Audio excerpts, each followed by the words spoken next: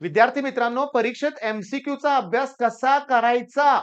बऱ्याच मुलांचा प्रश्न आहे किंवा मला बाकीचे प्रश्न सगळे जमतात, पण एमसीक्यू मध्ये मार्क जातात. हे एमसीक्यूची भीती आत्ताच काढून टाकायची. या क्षणाला रिझन सांगतो, नाहीतर सीट प्रॉब्लेम होईल. ती भीती आहे ना त्याची, मी तुम्हाला या व्हिडिओमध्ये जे काही आयएमपी क्वेश्चन्स वगैरे देणार नाहीये, पण मी विथ प्रूफ तुम्हाला सांगणार आहे, की करावं काय लागणार आहे. पहिलं कठोरपणे सांगतो. अभ्यास परफेक्ट असेल तर एमसीक्यूचा स्कोर होतो. तिथे काय एमसीक्यूचे आन्सर्स पाठ करायचे नाहीत.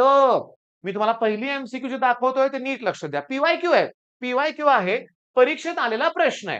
आता याच्यासाठी मी तुम्हाला काय सांगतो, तुम्हाला हे येतंय का मला सांगा. 1 upon X square plus A square, 1 upon X square minus A square आणि 1 upon A square minus X square याचे तुम्हाला इंटिग्रेशनचे फॉर्म्युले येत आहेत का? प्लस असेल तर फॉर्म्युला आहे 1 by A tan inverse X upon A. Minus असेल X square minus A square असेल तर 1 by twice A log X minus A आणि एक्स प्लस ए आहे. बरं, ए स्क्वेअर अगोदर असेल तर 1 बाय ट्वाइस ए लॉग वरती ए प्लस एक्स आणि खाली ए मायनस एक्स. सगळ्यात महत्वाचे फॉर्म्युले आहेत. बरं, याचं प्रूफ पण आहे. प्रूफ आपण घेतलेलं आहे पहिल्या व्हिडिओमध्ये, म्हणजे इम्पॉर्टंट थेरम पार्ट 1. हे जे प्रूफ आहेत हे परीक्षेत येत आहेत. म्हणजे तुम्हाला एमसीक्यूचा अभ्यास करण्यासाठी हे सगळं करावं लागेल. मग आता मला सांगा, इथं कुठला फॉर्म्युला वापरणार आहे? हा फॉर्म्युला वापरणार आहे. पण त्याच्या अगोदर मी असं लिहिणार आहे 2x चा स्क्वेअर मायनस 1 चा स्क्वेअर आणि डीएक्स हा तुमचा ए आहे. मग आपला फॉर्म्युला काय? 1 by twice A log 2x minus 1 2x plus 1 plus C. पण एक्सच्या कोएफिशियंटने डिवाइड करायचं. डिवाइड केलेलं एक्सचा कोएफिशियंट 2 आहे, त्याने डिवाइड केलं 2 इथं लिहा. 2 2 जा 4, आन्सर 1/4 आहे. पण थांबा, हा परीक्षेत आलेला प्रश्न आहे आणि हे सगळे आपल्या पुस्तकातले प्रश्न आहेत. 4x plus 11, 4x square minus 3, 25. मग इथं कसं करणार? 25 25 म्हणजे 5 चा स्क्वेअर हा आहे 3x चा स्क्वेअर. मग 1 बाय ट्वाइस ए, ए आहे 5 log 5 plus 3x, 5 minus 3x, पण 3 ने डिवाइड करा, एक्सच्या कोएफिशियंट डिवाइड करा, तुम्हाला आन्सर मिळेल. म्हणजे कन्क्लुजन काय, की पुस्तकाच्या बाहेरचं काहीही येणार नाहीये. सगळे फॉर्म्युले तुम्हाला आले पाहिजेत. आता नेक्स्ट मी डायरेक्टली तुम्हाला कुठून येतोय बघा. प्रोबॅबिलिटी डिस्ट्रीब्युशन 2 मार्काची एमसीक्यू आहे. भयंकर कॅल्क्युलेशन आहे. काय विचारलंय? Expected value. मग तुम्हाला xi च्या व्हॅल्यू दिलेत 1 2 3. तुम्हाला पीआय ची व्हॅल्यू काढायची आहे. अरे पण पीआय ची व्हॅल्यू काय दिले? C upon x. सीच दिलेलं नाहीये. मग पहिला सी काढावं लागेल. सांगा मग तुम्हाला. सी अपॉन बघा, पहिल्यांदा एक्स व्हॅल्यू 1 टाकतो. 1 चा क्यूब 1 प्लस सी अपॉन 2 टाकतो. 2 चा क्यूब 8 प्लस सी अपॉन 3 टाकतो. 3 चा क्यूब 27. सगळ्याची ऍडिशन 1 असते. हे आपण केलंय फाइंड के मध्ये. बरोबर आहे. सगळ्यांच्या के 2k 3k दिला असतं, इक्वल टू 1 लिहायचं असतं. तसाच तो टाईप आहे. मग हे सगळं सी कॉमन काढा, क्रॉस म्युटेशन करा, सॉल्व्ह करा. सी ची व्हॅल्यू मिळेल आणि ती सी ची व्हॅल्यू इथं टाकायची आहे. म्हणजे बघा, सी अपॉन एक्स क्यूब ची व्हॅल्यू 1, सी अपॉन एक्स ची व्हॅल्यू 2 टाका 8, सी अपॉन 27. अरे नंतर एक्स आय पी आय करायचा. या दोघांचा प्रोडक्ट, या दोघांचा प्रोडक्ट, या दोघांचा प्रोडक्ट, त्याची अल्जेब्रिक सम, मग एक्सपेक्टेड व्हॅल्यू करायचंच आहे. कारण कुठलाही बोर्डचा पेपर काढा, एक्सपेक्टेड व्हॅल्यू व्हॅरियन्स आहेत. मग करा की हे 3 प्रश्न. अरे पण तुमच्या लक्षात येतंय का बघा? तुमच्या लक्षात येतंय का बघा? काय कळालं का बघा? पुस्तकातलीच MCQ as it is. Sir मगाचा प्रश्न कुठं पुस्तकातला होता? अरे नव्हता पुस्तकातला. ऍज इट इज नव्हता. पण त्या टाईपचेच प्रश्न आहेत ना. तिथं 1 होतं, इथं 3 आहे. 3 कुणाचा स्क्वेअर आहे? रूट 3 चा स्क्वेअर आहे. एवढाच फरक आहे. इथे काय होतं? 4x square minus 1. इथं कोण आहे? 4x square minus 3. सीईटीला पण असेच प्रश्न रिपीट होतात एमसीक्यूज. मग आता तुम्हाला काय करायचंय? हे सगळं सोडवायचंय. आता इथं बघा.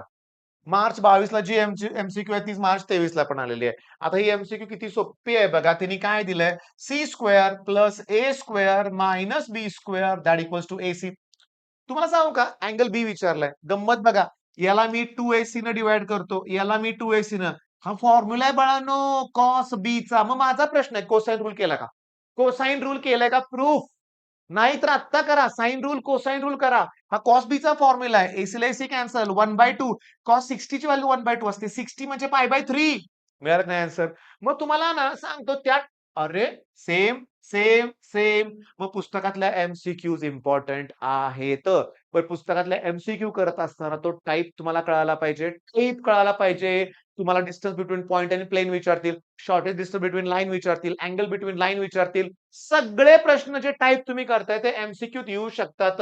आता हा टाइप बघा कॉस क्यूब. अरे, sin 3x चा फॉर्म्युला आहे 3 sin x minus 4 sin cube x. याच्यावर मी sin क्यूबची व्हॅल्यू काढू शकतो प्लस मायनस करून. तसंच cos 3x चा फॉर्म्युला आहे 4 cos cube x. Minus 3 cos x म्हणजे मायनसचं प्लस इंटूचं करून कॉस क्यूबची व्हॅल्यू करून सॉल्व्ह करायचंय तुम्हाला. मग मी तुम्हाला हिंट काय देतोय, मला साइन स्क्वेअर एक्सचं इंटिग्रेशन पाहिजे. मला कॉस स्क्वेअर एक्सचं इंटिग्रेशन पाहिजे. मला टॅन स्क्वेअर एक्सचं, मला कॉट स्क्वेअरचं. साइन स्क्वेअरचं इंटिग्रेशन डायरेक्ट फॉर्म्युला नाहीये. त्याच्याऐवजी 1 मायनस कॉस 2x अपॉन 2. इथं 1 प्लस कॉस 2x अपॉन 2. इथं सेक स्क्वेअर एक्स मायनस 1. इथं कोसेक स्क्वेअर मायनस 1 असे फॉर्म्युले आहेत. आता प्रोजेक्शन रूलचा फॉर्म्युला आहे आणि पुस्तकात ते सॉल्व्ह प्रॉब्लेम आहे. पुस्तकातलं सॉल्व्ह मग पुस्तकातले सॉल्व्ह प्रॉब्लेम पण बघितले पाहिजेत. आता सर एवढा वेळ नाही हो, एवढा वेळ नाहीये. तर मी सांगतो. आता ऐका. फायनली बोलतोय. जे टॉपिक तुम्ही केलेत ना, त्या टॉपिकचे एम-सी-क्यू आणि solved problem at any cost बघायचे. ओके? At any cost. अजून वेळ आहे तुमच्याकडे करू शकताय. पण मी तुम्हाला सांगू का?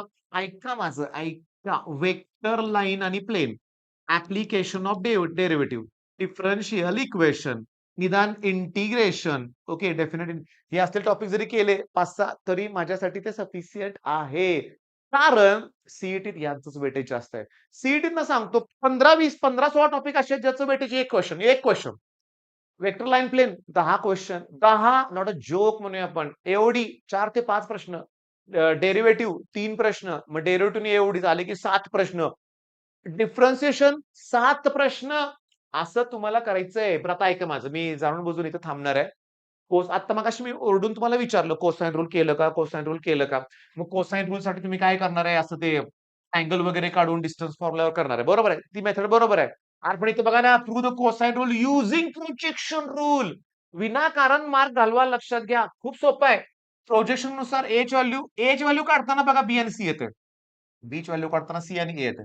सी ची व्हॅल्यू काढताना येते. आता याला ए ने मल्टिप्लाय करा ए स्क्वेअर, याला बी ने मल्टिप्लाय करा बी स्क्वेअर, याला सी ने मल्टिप्लाय करा सी स्क्वेअर. मग ए square plus B square minus C square करा.